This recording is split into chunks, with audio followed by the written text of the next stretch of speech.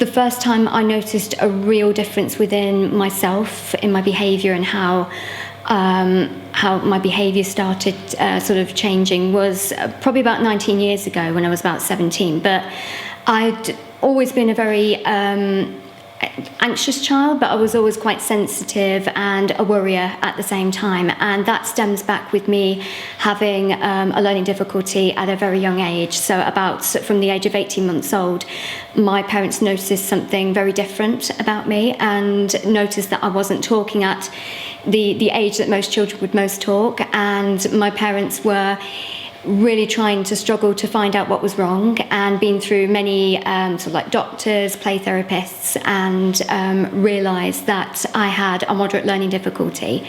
And it led to my childhood sort of less being in mainstream schools but in special needs units.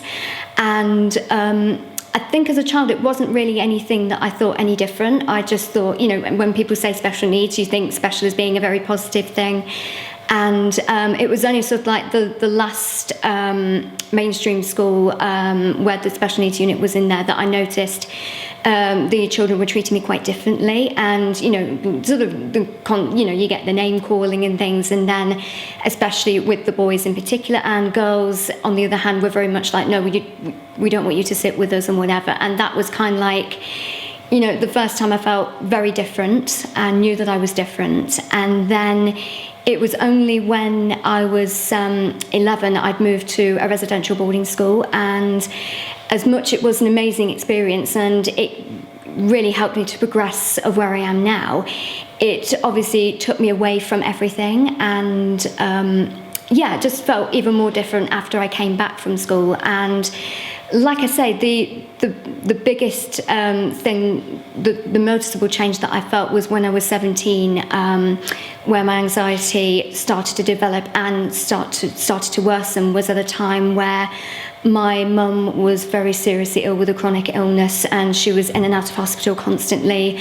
For a teenager, it's frightening because you get so anxious and worried about your mum being ill, and the fact I was away from school. And I remember thinking, when I used to go home at the weekends, thinking, am I going to be able to see my mum? You know, is she going to make it? And, you know, it was a frightening moment. I loved makeup from when I was sort of very young, and I used to make over a lot of my friends at school because they didn't know how to apply makeup, and it was a lot of blue eyeshadow and red lipstick kind of thing. So it was a thing of like, oh no, you have to do it like this. And I think that was the start of it. And then I really fancied doing makeup, but then people were saying like, oh no, you can't make a career out of it. You know, it's not an area or profession that you can go into, and people class you as being, you know, ditzy or a bit kind of like, you know, whatever. And I thought to myself at that point, sod it, I'm going to do this. I'm going to do something that I really want to do. And if it works out, great. If it doesn't, it doesn't. But then, to my surprise, I absolutely loved it and made many great friendships out of it and did really well on my course. And I just felt like I knew what my purpose was. But then going along through so many years later, I realised, you know, that even though I was happy in the career that I was in, but something still was missing. And even being in different makeup jobs and being in a makeover studio that I was in Birmingham, and trying to fit in with all the other girls, but then I felt different from them, and I felt very kind of awkward and felt almost like they were better than I was. It was only when the company went into liquidation, and even before that, I felt really low. I didn't sleep very well, or I slept for longer hours.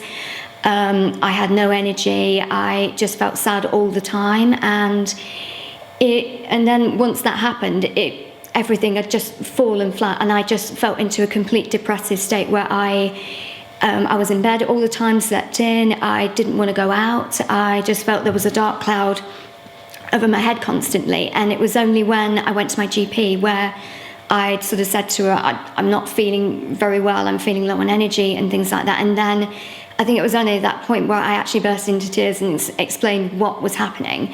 And she said, yeah, I think you have depression, and I'll refer you to cognitive behavioural therapy, which did work, but I think it was more or less for more confidence and self-esteem issues, which was great at the time, and I felt so much better. But then again, there was another area that I felt like, okay, I know I have depression, but there's just something in that. I get anxious about going out or doing different things, and I thought, I shouldn't feel like this. I should be fine. And it was only about 2.5 years ago that my mum had said, there's an article on anxiety.